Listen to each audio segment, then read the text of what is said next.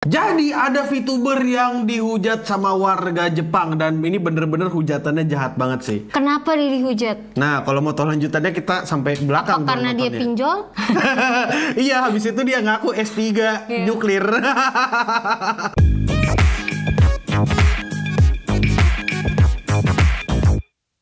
Selamat datang di berita lain, Di mana kita akan memberitakan anime, games, manga, dan musik dan berita yang lain. Ya, pokoknya berita yang cukup populer dan cukup menyenangkan untuk didengar para wibu dan kaum-kaum nerd dan geek lainnya. Let's go.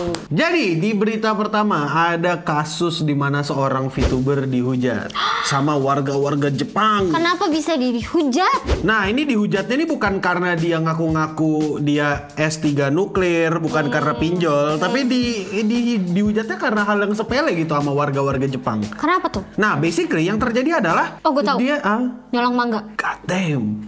Enggak, yang nyolong mangga sama Dika. Nah, basically dia itu dihujat atau dihina-hina karena basically karena tangannya kelihatan gendut. Emang kenapa kalau tangannya kelihatan gendut? Ya, nggak tahu dihujat. Masalahnya gini, karakter VTubernya itu kecil gitu kan. Oke, gue gitu ya, kecil. Iya, kayak kau kecil, mungil, kayak segini nih. Iya kan? Kicik-kicik. Kecil. Ya, kecil. Nah, terus habis itu mereka ngerasa ini penipuan nih. Kok dia bisa tahu kelihatan tangannya? Kan dia handcam. Oh, handcam. Iya, Lagi review keyboard gitu ya? Enggak, lagi ngegambar. Lagi Waktu gambar. dia lagi ngegambar, dia dikata-katain gitu, oh tangannya gendut, tangannya gemuk, bla bla bla bla. Parah gitu. banget tuh, kan namanya body shaming. Kita nggak boleh bercanda yang kayak gitu. Iya, maksudnya nggak boleh kayak gitu ya. Ya, kita tidak membercandai hal itu. Kita tidak boleh ngolok-ngolok yang kayak gitu karena mungkin mereka nggak tahu. Kayak tidak semua orang tahu. Tidak semua orang tahu. Dan ya emang apa ya? Menurutku sendiri agak jahat sih kalau dihina-hina kayak gini. Jahat sih. Ya, gimana pendapat kalian? Apakah menurut kalian warga Jepang cukup bijak karena menghina orang yang seperti ini? Enggak lah. Tapi sebenarnya VTuber itu tidak gemuk, tidak gendut gitu. Itu cuma karena angle kameranya. Jadi kayak angle kamera dari atas ke depan gitu, jadi kelihatan lebar tangannya. Padahal aslinya enggak. Bisa jadi karena angle kamera. Berita selanjutnya ada apa nih, Ocha? Ada. Jadi kan kita ngomongin VTuber kan. Nah, VTuber itu kan berkaitan dengan anime. Nah, anime itu ada juga nih dari game, itu juga ada animenya. Ada anime. Terus dari movie, series, anime. Ada anime. Nah, ini kita ngomongin yang game nih. Ya, yang game. Nah, kalau misalkan kita mengolok-olok orang itu harusnya ditangkap kan. Nah, ini ada juga orang yang ditangkap. Setuju gue. Tapi ditangkap ya bukan karena dia mengolok-olok. Tapi karena apa tuh? Tapi karena dia membuat private server. Damn. Nah, jadi konteksnya di sini adalah game atau company Hoyoverse, mereka itu menangkap 32 orang, bayangin. Dan 25-nya ditahan. 32 ditahan, apa 25 ditangkap? Kurang lebih kayak begitulah. Kalian bisa lihat beritanya sendiri. Dan kurang lebih seperti yang Ocha bilang, orang-orang tadi ditangkap karena membuat private server, membuat cheat, dan ya beberapa aktivitas ilegal lainnya lah. Kenapa ya orang tuh main game gak bisa normal gitu? Nikmatin aja gitu. Kenapa sih game? Ya. Kenapa harus nge-cheat gitu? Kayak justru skill issue. Biasanya karena mereka nggak punya Skill issue kelebihan dan- dunia nyata, akhirnya mereka pengen pamer di dunia game kan. Makanya nge-cheat. tapi kan Makanya kalau juga mereka private server. Karena mereka nggak punya gacha yang bagus, akhirnya mereka private server biar mereka bisa punya gacha bagus. Tapi kalau misalkan private server bukannya nggak bisa dipamerin ya? Kalau di screenshot doang mah bisa. Iya. Sebenarnya pakai Photoshop juga bisa sih kalau mau screenshot. Iya, doang. gak usah pakai private server. Tapi kan nggak semua orang punya skill, Iya. nggak semua orang tahu. Basically, kenapa sih mereka ditangkap? Ya kurang lebih mereka ditangkap karena mereka merugikan yang jelas. Pasti. Private server itu, kalau misalnya bilang, oh private server mah nggak apa-apa, ya sebenarnya enggak. Itu hitungannya pertama pembajakan, dan yang kedua itu bisa berpotensi Penipuan. nipu. Terus habis itu juga takutnya nih ada mod yang enggak nih dalam gamenya nih. Tiba-tiba bajunya dihilangin. Iya atau apa gitu kan. Nah takutnya representasi gamenya jadi buruk. Itu kenapa private server itu dilarang biasanya kayak gitu. Dan Takutnya tau nggak sih penipuan kerugiannya sampai 1 juta yuan? Nah itu dia, kerugiannya 1 juta yuan. Jangan kalian pikir private server itu tidak merugikan secara duit, tapi Iya itu merugikan juga. loh. Kalau mau main ya main aja Main gitu. aja sih, kalau- mau free to play, mau top up dikit-dikit ya juga nggak apa-apa. Top up nggak banyak-banyak masalah. juga nggak apa-apa. Top up banyak-banyak juga lebih bagus, apalagi kalau top upnya di akun gue. Iya benar. Dan kalian jangan merasa ini kayak minder kalau F2P. Udah F2P aja. Tapi kalau kalian juga kalau pay to win tuh justru bangga tau. Karena punya duit. Tapi ya, kebanyakan yang bangga itu gue F2P nih. Aku nggak tahu. Aku pribadi nggak bisa terlalu komentar banyak ya, karena katanya kalau F2P itu mereka bilang kayak, gue bangga nih, gue grinding. Padahal yang pay to win juga grinding. Gue juga grinding, sama-sama grinding. Basically mereka melakukan kedua hal yang sama sih. Iya, bedanya yang ini grinding dunia dan dunia game, yang satunya cuma grinding di game karena nganggur. Tapi emang ada kok beberapa orang yang punya duit tapi emang memilih untuk free to play. Tapi nggak apa-apa, itu kan hak masing-masing. Asalkan nggak main di private server, nggak bikin private server, nggak nipu-nipu di. Iya, takutnya kan server. Ini kredensialnya yang bahaya. Maksudnya email sama passwordnya nanti ke compromise gitu. Jadi semoga kalian jadi pemain yang sehat. Pemain yang bijak. Menurut kalian mending F2P atau pay to win? Kalau gue mending pay to win, artinya punya duit dong. Punya duit, iya. Kan? Berita selanjutnya adalah berita dari dunia game lagi, yang dimana sekarang ini ada berita yang cukup agak gitu. Maksudnya gini nih, kalau kamu tahu, jadi belakangan ini lagi rame dibicarain kalau Nintendo itu melarang pembelanjaan game menggunakan credit card dan PayPal. Basically mereka kayak melarang pembelian dari kartu luar negeri, gitu. Mereka udah nggak bisa belanja di online shopnya Nintendo lagi. Katanya kenapa nih alasannya nih? Alasannya adalah supaya mencegah penipuan. Katanya takutnya ada fraud gitu kan, entah itu carding atau apapun itu, dan nanti di refund lah atau apa. Takutnya kayak gitu. Itu kenapa Nintendo berjaga-jaga mencegah ada pembelian menggunakan kartu-kartu luar negeri. Wow. Berarti kita nggak bisa belanja dong game? Tetap bisa, cuma ya di region masing-masing. Kan kadang-kadang gini loh, orang-orang tuh kan belanja di region Jepang karena ada beberapa game yang exclusively di Jepang doang gitu. Nah iya. Region lock. Berarti kita nggak bisa dong beli online ini ya, digital, game digital. Iya. Tapi itu. kalau fisiknya masih bisa. Kalau fisiknya masih bisa. Nah itu sebenarnya yang agak disayangkan ya. Aku berharap semoga kedepannya dikurang-kurangi lah yang yang region lock gitu.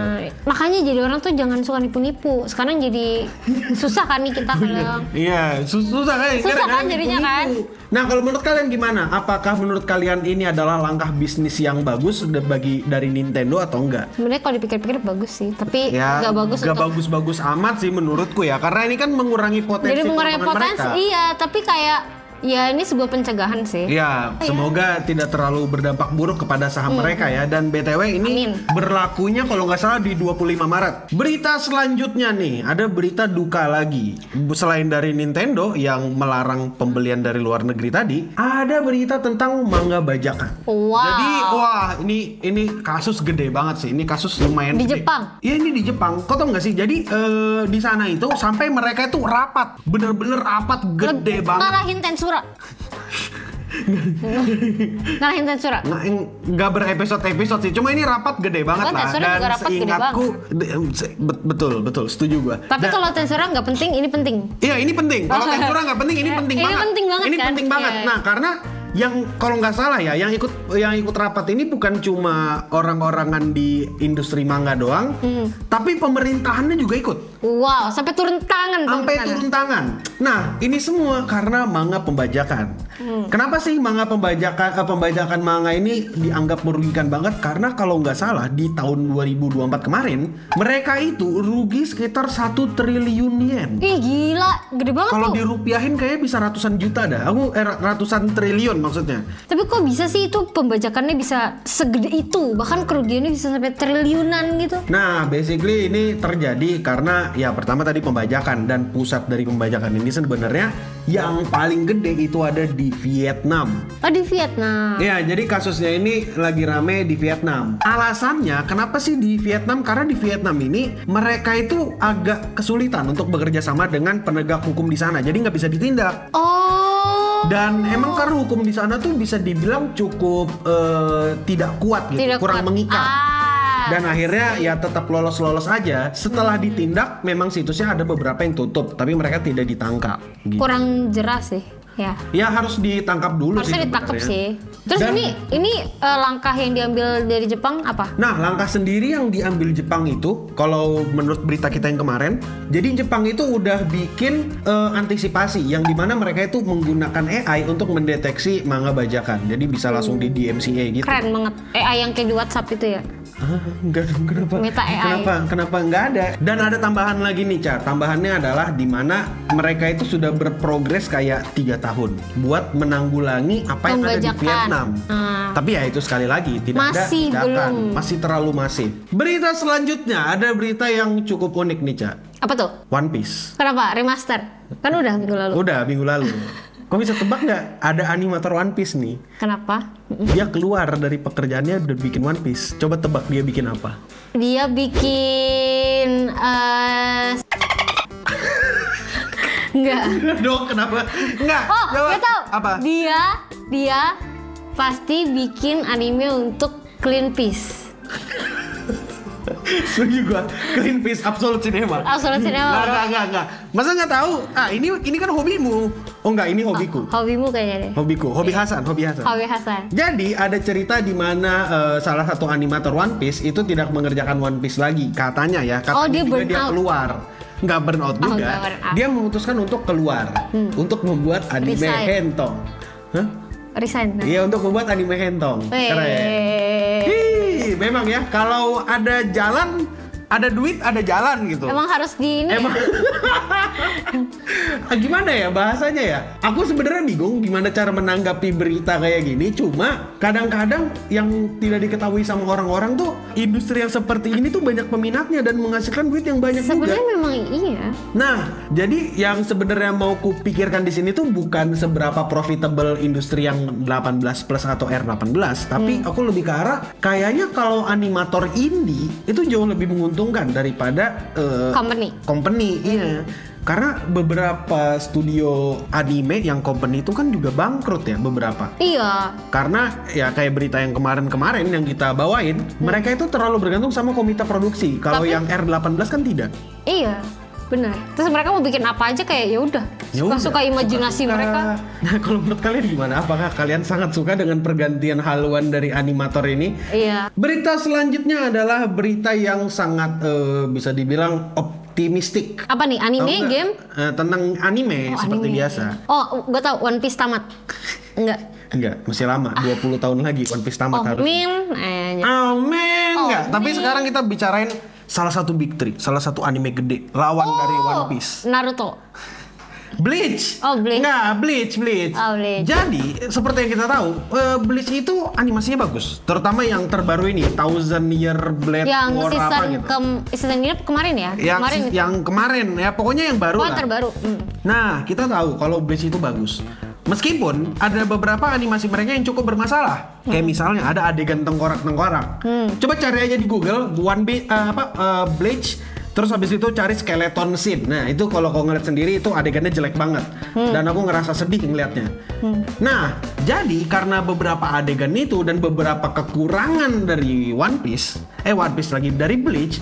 Akhirnya orang-orang tuh mulai skeptis sama period. Kayak apa sih nih? Kita paling animasinya jelek lagi. Iya, period nih dasar nih nggak bagus-bagus amat. Bisa bikin anime ternyata. Iya, cuma bisa bikin Naruto doang, misalnya kayak gitu kan.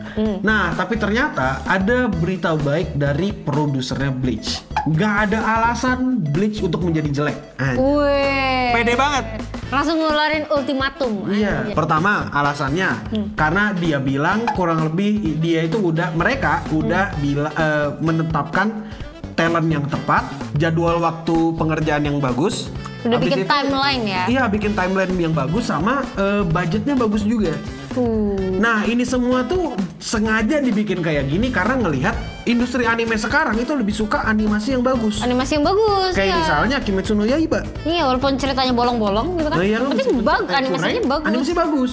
Selain itu juga mereka melakukan ini karena katanya mereka itu mau respect dengan manga Bleach. Kan salah satu manga yang dengan penjualan gede gitu. Iya, manga besar. Jadi respect lah kita bikin ini menjadi sebuah mahakarya aja. Iya, meskipun gak karya maha amat lah ya. Nah, kalau menurut kalian gimana? Apakah kalian percaya diri dengan Bleach yang akan menjadi lebih bagus? Dan kalian menantikan Bleach yang versi lebih bagus ini enggak? Yeah. Berita selanjutnya ada apa, Cak? Ada, kan tadi kita ngomongin Bleach. Iya, ngomongin Bleach. Bleach itu udah berapa season? 2. Nah ini bakal ada anime lain juga nih, tapi bukan animenya, tapi manganya. Light novel. Yang ceritanya udah panjang dan udah mau tamat. Apa tuh? Akhirnya Tensura menutup rapat mereka. Enggak. Tensura udah mau tamat nih light novelnya. Damn. Di volume ke-23.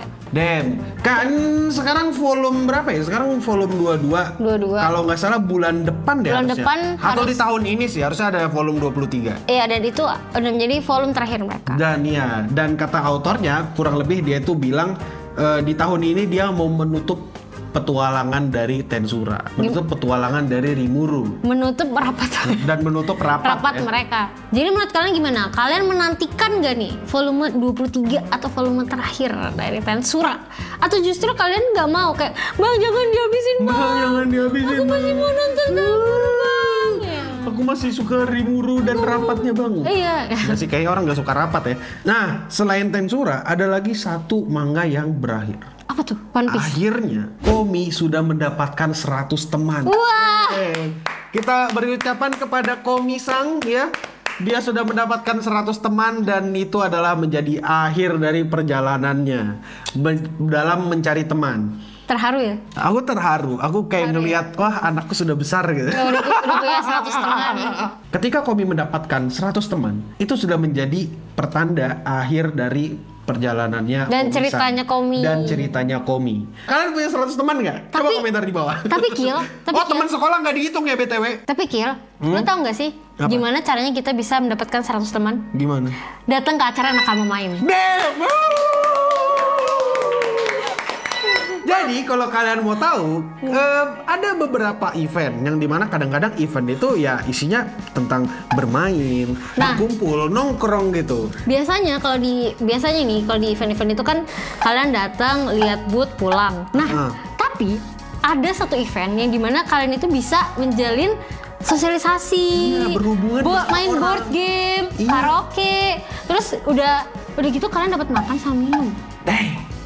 Di mana lagi kalau bukan di Nakama Main. Damn. Ya, jangan lupa untuk pantengin Instagram Nakama Main. Kalau nggak salah tuh Komisan dapat 100 dari Nakama Main. Setuju gua. itu kursinya terbatas ya. Oh iya. 40-nya itu udah di-book sama Komisan. Iya, jadi kalian cuma punya 10 doang. Iya, itu. Jadi langsung aja pantengin Instagramnya. Kapan nih Kak next eventnya? Nah. Dan ya untuk sekarang itu aja. Coba kasih tahu di kolom komentar apa berita yang belum kami cover yang terjadi di minggu lalu. Atau mungkin kalian punya berita lain yang cukup aneh, unik dan lucu. Ya coba komentar di bawah. Dan untuk sekarang itu aja dulu. Aku Dewa Yami Akil Karbit Anime. Aku Ocha Kicik.